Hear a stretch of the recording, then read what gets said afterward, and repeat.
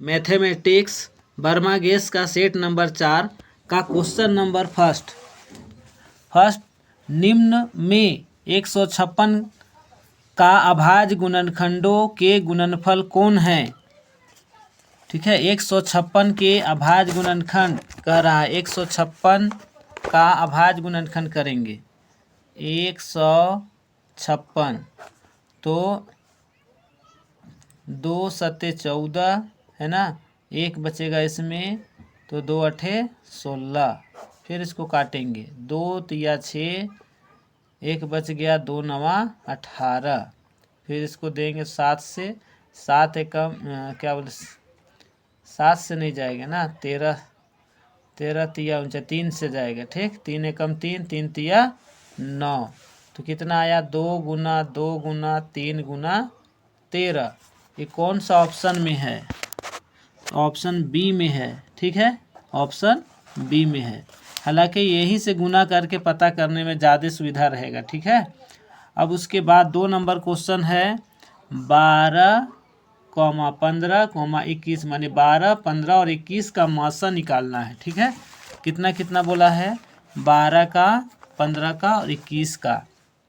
12 को तोड़ना है तो 3, 12 को तोड़ेंगे 2 गुना 2 गुना 3। ठीक है, और उसके बाद में कितना दिया है तो 15, तो 15 को तोड़ेंगे 15 बराबर 3 गुना 5।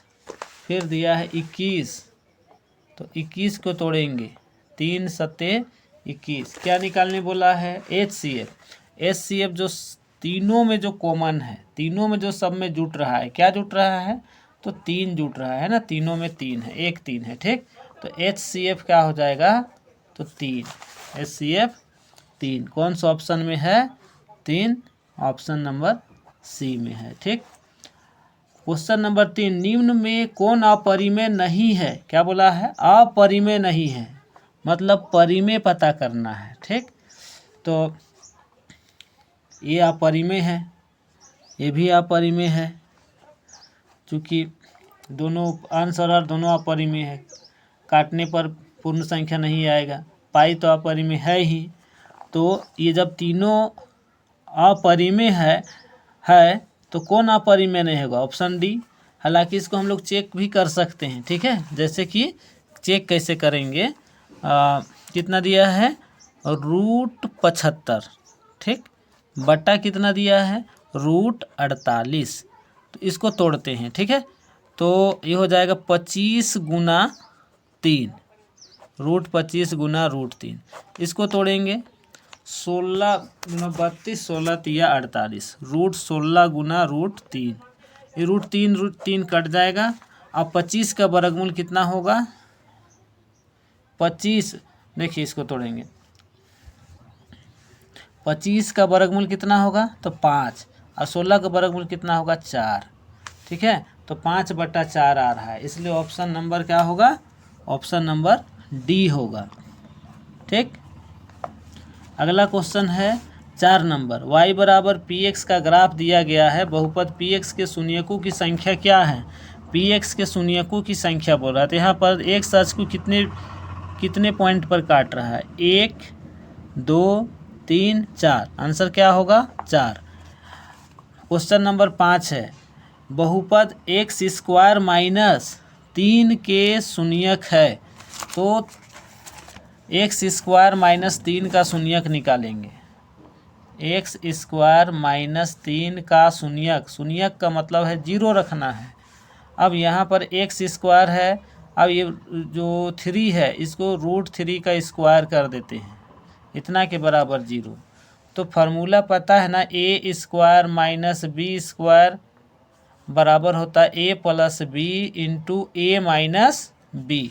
तो यहाँ पर यही काम करेंगे, एक बार जोड़ में लिखेंगे और एक बार का लिखेंगे घटाव में, माने x + √3 और एक बार x - √3। अब दोनों के लिए क्या रखेंगे 0, x + √3 बराबर 0, या x बराबर उधर जाएगा तो क्या होगा माइनस का √3। फिर इसी प्रकार से x - √3 बराबर 0, या x बराबर, इसको राइट साइड में ले जाएंगे तो प्लस का √3 होगा। इसलिए x का मान क्या आ गया -√3 + √3। कौन सा ऑप्शन में ऐसा दिया है? तो ऑप्शन सी में दिया है √3 और -√3। ठीक है, ऑप्शन सी। क्वेश्चन नंबर 6, जब दो चर वाले रैखिक समीकरणों का आलेख प्रतिच्छेदी रेखाएं हों तब उनके हल होंगे। x का एक मान और y का एक मान होता है। ठीक है, तो एक आंसर होगा इसका।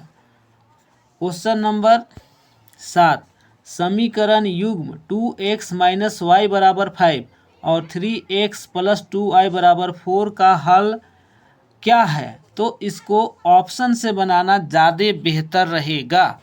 समीकरण 1 है 2x - y = 5 और समीकरण 2 है 3x + 2y = 4।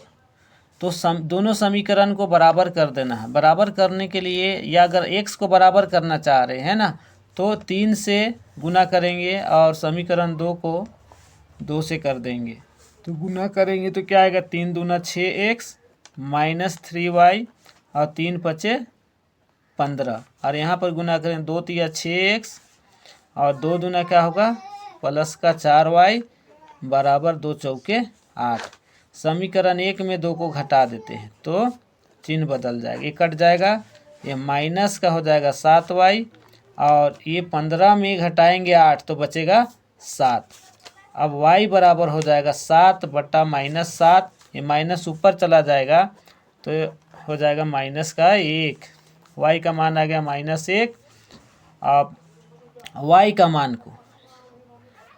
का मान समीकरण 1 में रखने पर क्या होगा? समीकरण 1 में जब रखेंगे तो समीकरण 1 है 2x - y = 5, तो 2x हो गया, ये -1 और y का मान अपना माइनस है। ठीक है, 2 माइनस हो जाएगा। ठीक, तो ये 2x ये हो जाएगा +1 बराबर 5। अभी 2x = 1 को दायां तरफ भेजेंगे, -1 होगा। अब इसको 2x = 4 हो जाएगा, तो x = 4/2 यानी 2 हो जाएगा। x का मान कितना आ गया? 2 और y का मान -1। कौन सा ऑप्शन में दिया है इसको देखना है। x का मान +2 और y। ठीक, अगर समीकरण इसको ऑप्शन से बनाते तो जल्दी बनता, क्योंकि यहाँ पर 2x में y का मान को घटाते तो कितना आना था? 5, और वही मान को जब दूसरा समीकरण में रखते तो जोड़ने पर कितना आना था? 4। अगर ऐसा आ जाता तो हम लोग आंसर इसको बहुत जल्दी निकाल सकते हैं। ठीक है, तो ऐसे भी करके देखिएगा। क्वेश्चन नंबर 8, निम्नांकित में से कौन द्विघात समीकरण है? ठीक है, ये तो सभी को चेक करना पड़ेगा। ठीक है, कौन द्विघात समीकरण है? द्विघात समीकरण के लिए जैसे कि ऑप्शन डी है ना, द्विघात समीकरण क्यों है देखेंगे तो क्या दिया है? x - 3 और 2x + 1 बराबर हो जाएगा 3 × x + 5। एक बार फिर से, x - 3 2x + 1 बराबर है 3 × x + 5। इसको हल करने पर क्या आना चाहिए? द्विघात समीकरण। ठीक, कैसे इसको गुना करेंगे? 2x इसको गुना करेंगे क्या आएगा? 2x² और इसको गुना कर देंगे तो प्लस का x। अब 3 से गुना करेंगे, हाँ, तो -6x और माइनस का 3। अब इधर हल करेंगे तो 3x + 3 × 5 = 15, तो 2x² + x -6x -3। अब सबको बायां पक्ष में लाएंगे तो -3x -15x = 0। तो 2x और यहाँ पर कितना है? ये 6 3 9, 9 में एक x घटा देंगे, 2x² हो गया, और 9x में 1x घटाएंगे तो माइनस का कितना बच जाएगा? कैसे 9 हो रहा है? 6 और 3 9, 9 में घटाएंगे तो 8x -8x, और ये 15 और 3 कितना हो जाएगा? 18।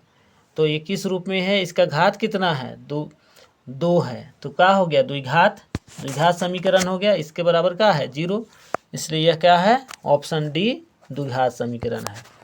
ठीक। क्वेश्चन नंबर 9, एक द्विघात समीकरण A X square plus B X plus C बराबर 0, ए बराबर 0 में दो बराबर वास्तविक मूल होंगे। तो दो बराबर वास्तविक मूल होने के लिए क्या फार्मूला होता है, डी का मान क्या आना चाहिए 0 आना चाहिए, यानी बी स्क्वायर माइनस 4ac बराबर 0। अब क्वेश्चन नंबर 10 देखेंगे। क्वेश्चन नंबर 10 है एपी इतना दिया हुआ 0.6, 1.7, 2.8, 3.9 डॉट डॉट का सार्वंतर है।